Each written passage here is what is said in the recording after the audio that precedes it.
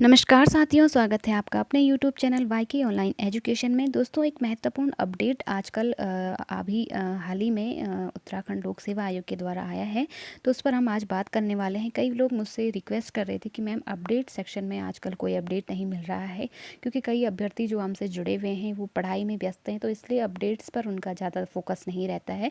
तो इसलिए मुझे लगा कि अपने स्टूडेंट्स जो हमसे जुड़े हुए हैं उनको अपडेट देना भी हमारा फ़र्ज़ है। तो इसलिए हम अपडेट सेक्शन में आज बात करेंगे एक महत्वपूर्ण अपडेट को लेकर। देखो, उत्तराखंड लोक सेवा आयोग ने समूहों की 12 भर्तियों के प्रस्ताव लौटाए, तो लोग घबराए हुए हैं जो लोग इन पदों के लिए तैयारी कर रहे थे।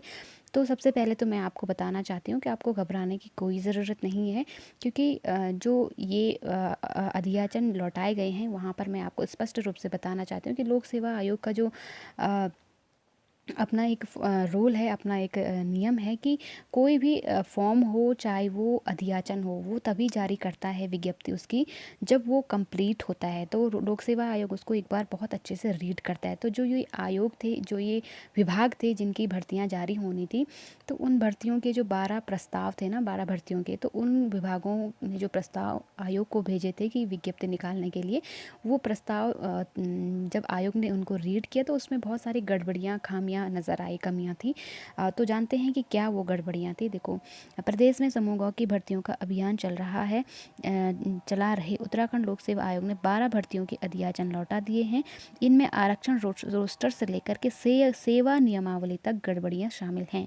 मुख्यमंत्री पुष्कर सिंह धामी ने पहले ही सभी विभागों को निर्देश दिए थे कि वह भर्तियों के अधूरे अध्याचन आयोग को न भेजें। तो आयोग का मैंने जैसे आपको बताया फॉर्मूला है कि वो अधूरे अध्याचन जब तक कंप्लीट नहीं होते हैं तब तक कोई भी भर्ती जारी नहीं करता है। तो जो भी आप देख पा रहे हैं, राज्य लोक सेवा आयोग ने 16 भर्तियों का कैलेंडर जारी किया हुआ है, और इसके साथ ही इसमें तमाम ऐसी भर्तियां ऐसी हैं जो विभिन्न विभागों के एक जैसे पदों के लिए हैं। आयोग ने लेखा पर्यवेक्षक के अलावा विभिन्न विभागों में कनिष्ठ सहायक भर्ती का अध्याचन भी लौटाया है।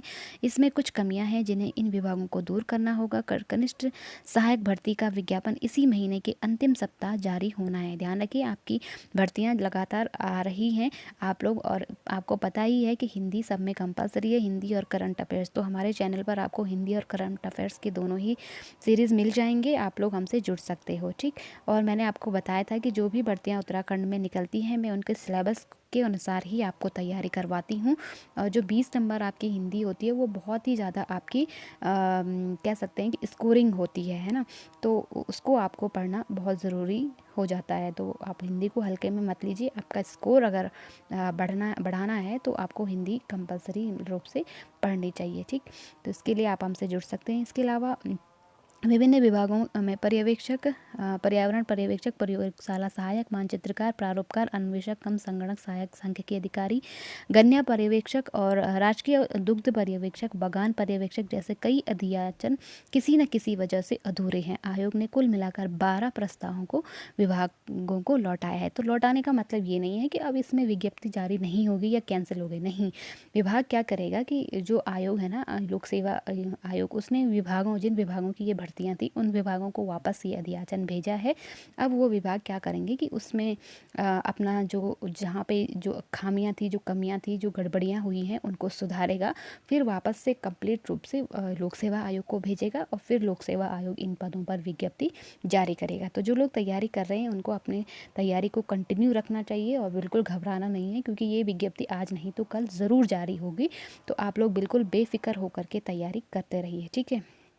और मैं आपसे बार बार कहती हूँ कि अपना फॉर्म खुद फिल कीजिए, दूसरों के भरोसे मत बैठिए, चाहे वो आपका कितना भी करीबी हो, कितना भी जानने वाला क्यों ना हो आपको, लेकिन फिर भी गड़बड़ी हो ही जाती है। दूसरे के अपने बारे में जितना हम स्वयं जानते हैं, अपना एकेडमिक स्कोर क्या है, कैसा है, तो वो उतना दूसरे को नहीं नॉलेज होता है। तो जब भी आप फॉर्म भरवाते हो तो स्वयं सामने बैठिए और आप एक एक चीज़ को अपनी आंखों से चेक किया कीजिए, ठीक है। तो खुद भरिए जहाँ तक हो सके।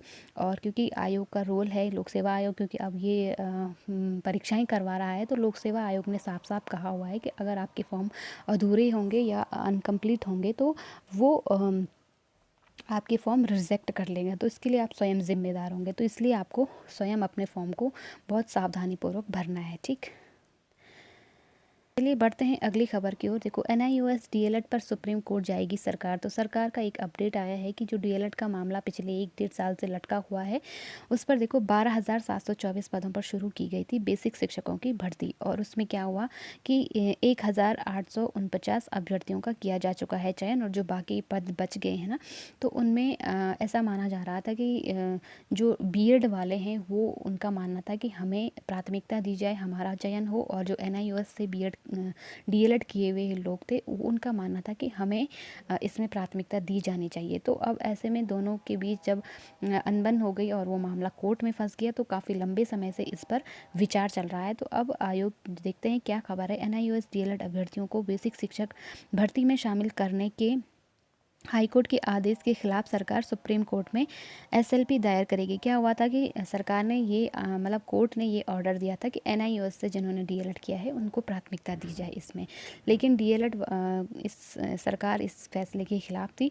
तो सरकार ने क्या कहा कि अब ऐसा नहीं होगा कि जो बीएड वाले हैं उनको प्राथमिकता दी जानी चाहिए, और अब उसको लेकर के सरकार सुप्रीम कोर्ट जाने की तैयारी करते हैं। तो देखते हैं कि अब सरकार का इसमें कहाँ तक जाती है, और क्या इस पे सुप्रीम कोर्ट का विचार बनता है, क्या इस पर फैसला आता है।